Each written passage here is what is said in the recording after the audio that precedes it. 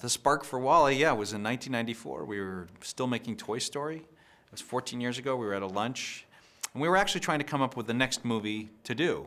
A couple half-baked ideas got thrown around at the beginning, and one of them was this simple sentence of, what if mankind left Earth and somebody forgot to turn the last robot off, and it just kept running, doing its job? And that was such a sad scenario, such a lonely scenario. So I think it just was, in a weird way, fate that it just went to the wayside.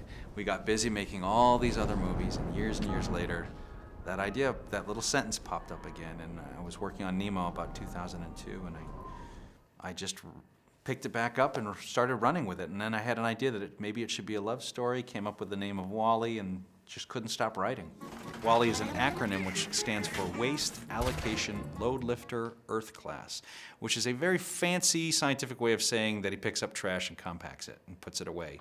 And the location where he's supposed to work is Earth.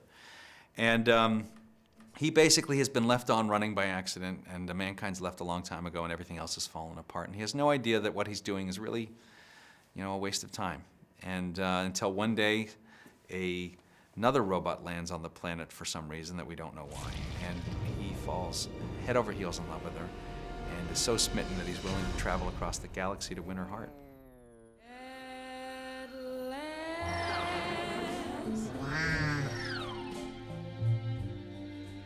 My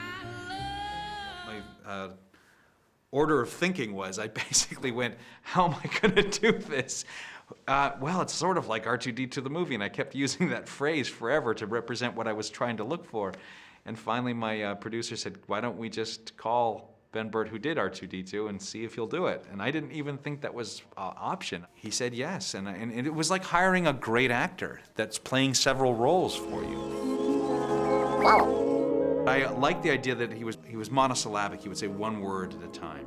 So it made sense to me he could say Walle, and that he could say anything else he was sort of taught, sort of like a learning robot. It just kept him appealing and limited. He's kind of an everyman. I mean, everybody thinks that what they do is probably not appreciated enough, or possibly a waste of time, and everybody hits a point in their life where they wonder there's got to be more to life than what I'm doing.